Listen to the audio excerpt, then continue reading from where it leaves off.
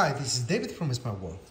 We're here to show you our app-to-car wireless adapter. So this device is great for cars who have wireless CarPlay only connection. There are some cars who have wireless and wired. If your car has wireless and wired connection, please get the other product, which is for wired CarPlay. If your car only has wireless connection, then get the wireless adapter. I'm going to show you and unbox the device.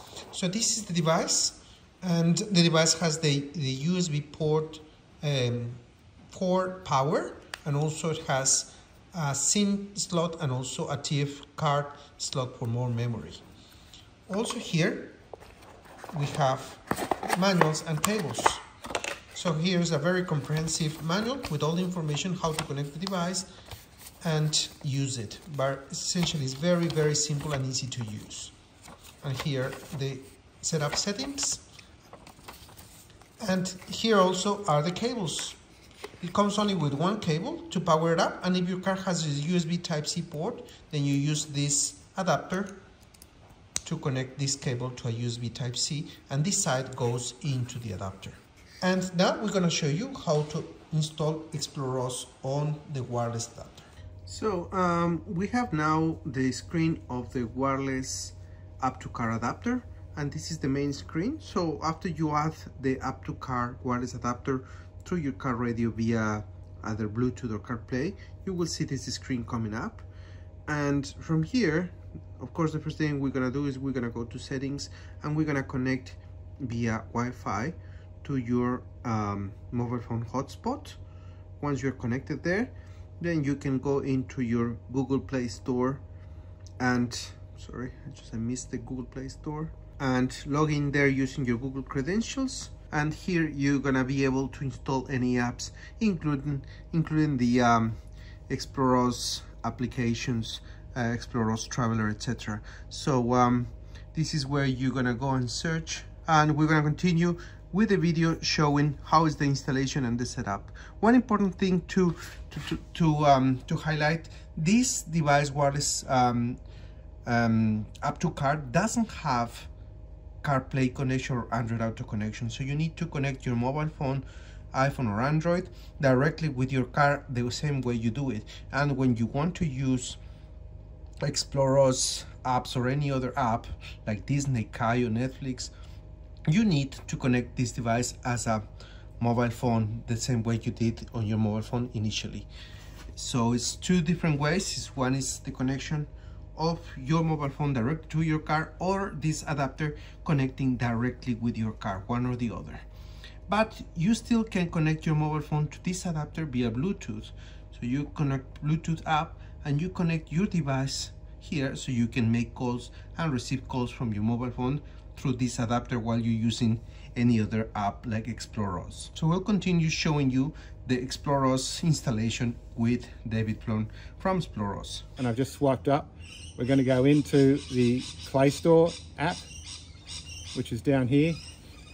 We've already logged into the Play Store app. When you come into this the first time on the device, it will ask you to log into your Google account.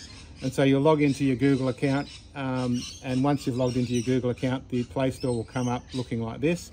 So we're just going to go into the search option down here.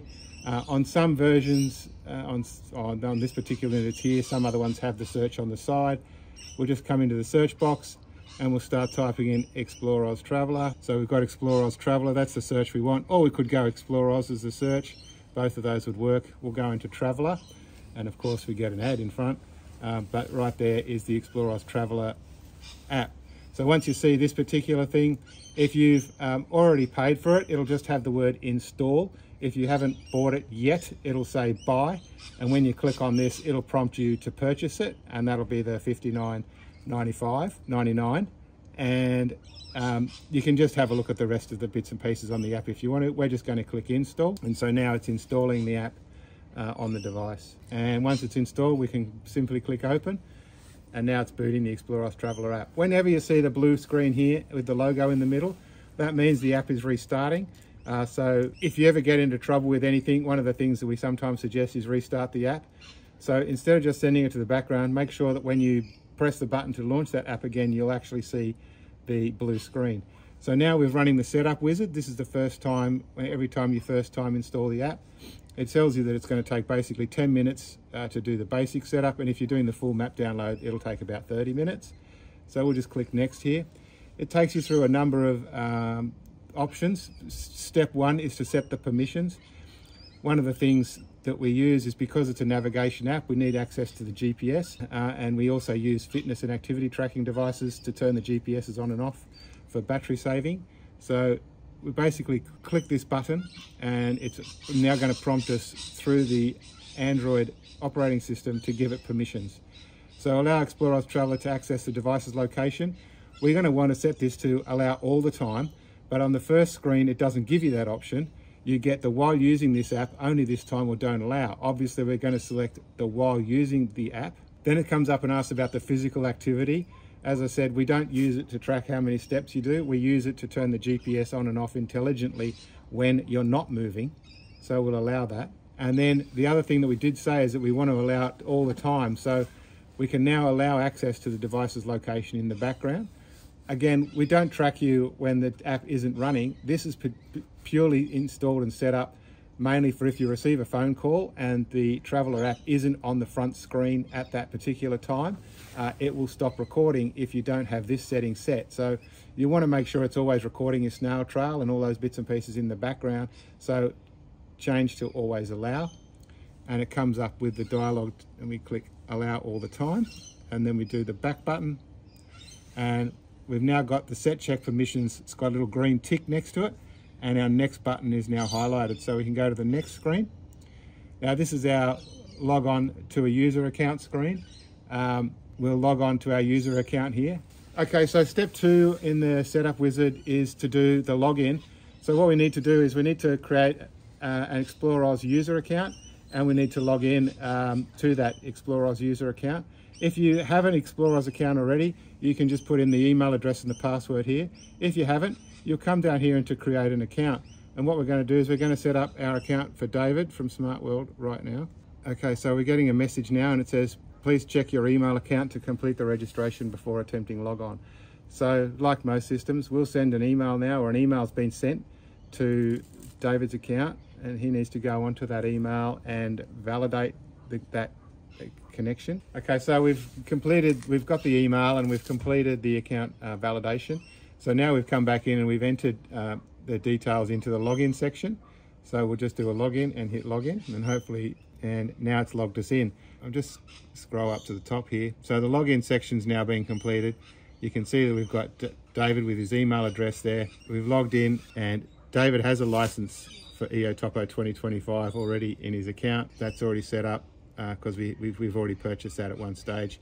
The only other option that you might see, so if you haven't already purchased the EOTopo map set, the first option that'll be here will be to purchase the EOTopo 2025 map set. Well, that's this year's one. If you're watching this video next year, it'll probably be the EOTopo 2026, and you'll just click the button here. It'll go through an in-app purchase in the store for $49.99, and that'll give you access to the topographic maps. The other option for the offline topographic maps, the only other option and thing that you can have is an optional ExplorOz membership. I won't go into all the details of the membership, but it gives you some tracking options and some other functions above what you'd get just without having the membership account. If you're interested in that, I'd suggest you have a look at that. If you're a person that just buys everything, then buy that as well. So we're logged on and everything is fine. So we'll just go to the next option now, because the next has now been available to us. Step 3 in the tutorial or the setup wizard is the download section. So down here's where you do all the downloads of all of the content and all of the maps. If I just scroll down and show you, that was the content section. We come down here and we can specify where the maps are going to be installed, and then this is the section here where we can download all the maps. And you'll notice that there's a message now that you must install the content before you can install the maps. So we come back up here to the content and we'll download the content. It takes, depending on the internet performance and the speed of your device, it takes around about 4 to 5 minutes potentially. It has been faster on depending on your device to do the initial install of this content. This content is automatically synced each time you start the app. and that only takes a few seconds each time you boot it. So the longest time you're ever going to have to wait is the first time doing this content download. Okay, so we've just completed the content, and what you'll see once the initial syncing of the content has happened is that the places, treks, track logs, reviews, and all of these little buttons have gone green. So the manuals and the folders and notes, everything's a little green tick, and that's what you're wanting to expect. If you weren't going to install any offline maps, you can click next here, but what we're going to do is we're going to go and download the offline maps now that David has a license for. So it says we've got the EOTopo 2025. You can see it's got the green tick here. And so there's multiple parts to the EOTopo 2025 download. The low res pack, the high res pack, and then there's two optional packs, the contours and the terrain and hill shade. Obviously, to make the maps work to zoom level 18, you need both the low res pack and the high res pack. If you only install the low res pack, your map scale will stop at zoom level 9 and you won't be able to zoom in any further than that. So if you've got problems where it won't zoom in past level 9, it means that you haven't fully installed the high res pack. The contour pack will give you the 10-meter contours optionally over the top of the map, so more detail.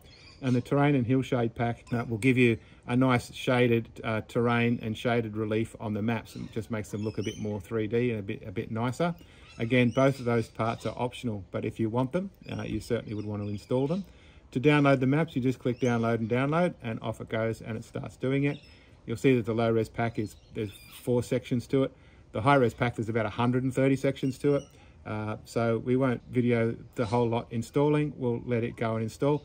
This part on most devices is around about, to install all 4 full components, is around about 15 minutes that you want to allocate. And again, depending on your speed, it could be between 10 and it could be between 30. It all depends on your internet connection. If you're out in the middle of nowhere on Starlink, it might be better or worse. It depends how clear the Starlink dish is. But yeah, we'll just wait for that to finish. It's almost finished, the low res pack, because that is quite small. You can see the sizes that it needs on the display here. It says this one's going to need 96 megabytes to install, but you can come down here and this one needs 3,142 megabytes to install. So you can see the vast difference between the two, and you can see that it's finished the first one, and I'm now starting the 128 packs of the second one. Okay, so we've just finished the downloading of the map packs, and so you can see that we've got all of those loaded, and so the offline map packs are fully loaded and the content is fully loaded. If you notice a little side menu disappears, you can actually bring that back and it automatically goes away. So don't freak out if it disappears on you. Okay, then we come into the settings section, and there's a lot of settings available. There are tutorials on the settings that we'd suggest you look at if you want to know more about all of it. The most important one that I'll just quickly show you is the heading display, and we've obviously got track up and north up. So if you're particularly focused on using maps with north up mode or track up mode, the setting is available in the settings screen, and you can change it just like a lot of other stuff, the dates and times and positions and a whole heap of things on the map screen. How many odometers and all of that sort of stuff are all available in there. So we'll just click next. This screen, the help guides, this is obviously a very important screen. Most people dislike reading help guides. We'd thoroughly recommend you read the help guides. They're all specifically written for the app. They're all 1 to 2 pages. They're all in PDF, and it's very simple to read them. If you've got a new head unit like this one, or a new unit, a new phone or something, and you get this message, no apps can perform this action, that basically means that you haven't got a PDF viewer installed. All the quick start guides are PDF files. So you need to have a PDF reader installed. As with most of these devices, we just go back to the Play Store and we'll install one. And so I'll just show you going through that. It's all quite simple, nothing complicated. We just go into search here into the App Store and we type in PDF. And we've got a few options. Adobe is obviously the primary one for PDF, so we'll just install the Adobe one and we'll click install. And so it's installing now the PDF reader on the device. You can see the percentages ticking up there. We'll just wait for that to finish. Okay, so it's installing, and it's now, we can just quickly open it to make sure it's going to open, make sure it all installed okay. Okay, so that's all good. So we'll just go back to the app switcher and we'll go back to the Traveller app. And again, now if we click on something like the Quick Start Guide, we'll get presented with the Quick Start Guide. So this is what the Quick Start Guides look like. This particular one, the quick start, gives you access to how the menu works, the measure tools. It shows you bits and pieces. It's all very well constructed and easy to read. We'd suggest that you read them all, specifically as you're going through the app and you get to a point where you are confused about something, then jump into the quick start guide and have a look. There's a lot of them there. Once we hit finish here, we've basically completed the installation of the app. I'll hit finish instead, and the installation's now completed. And so it's now going to load up the app at our current location once it works it out. And here we are. The ExplorOz Traveller app is now running. We're just waiting for the GPS to acquire up here in the left-hand side. It won't take too long. And there we go. We're now fully operational. So the app is now running, and the menu is on the left-hand side. So all of those things that you were going through in the setup guide or the setup wizard, the user account, the data manager, the settings, they're all those exact screens that you were using as you were running through the setup wizard. So if you need access to them again, they're in here. Then down here, obviously the help guides, that's where the help guides function, the help guides were that we were just reading. The about screen and some terms and privacy info, but the about screen tells you the version numbers and the version and update history of all the things that have happened in the app. This is our tracker system up here. If you've got the membership, you can enable the tracker system. And then the rest of the content lives over here. That's our folders. I click the folder button and not the content button. The content button, where all the places, treks and track logs are loaded, all that content that you installed is in here. And your folder system is over there. Map layers tool. These are all things that were covered in the help guides. You can see that we've set the offline maps here, so it'll go to the offline maps. You can click and move this out of the way if it's in your way, you want it somewhere else, just tap and hold it and drag it somewhere else. In the settings, you can also change it to be horizontally aligned and vertically aligned. You can set it to be bigger and smaller. You can turn on and off the speed limits and the road names and all of that sort of stuff. So there it is. The app is now running. The offline maps are all working. Just a quick discussion about that. Some people ask about how much data does it use when you're using the product? Do I need to be connected to the internet? From this point on, the app is loaded and running. You don't need to be connected to the internet to view any of the places or to use any of the map products. If you do connect to the internet, it'll resynchronize those content databases and things to get it all back up to date. So that's a thing that you just need to do periodically. Does it use much data as you're moving along? Well, no, it doesn't use any. If you've enabled the tracking features, it might use a little bit to send the tracking data back to the server, but they're all options and not part of the base product.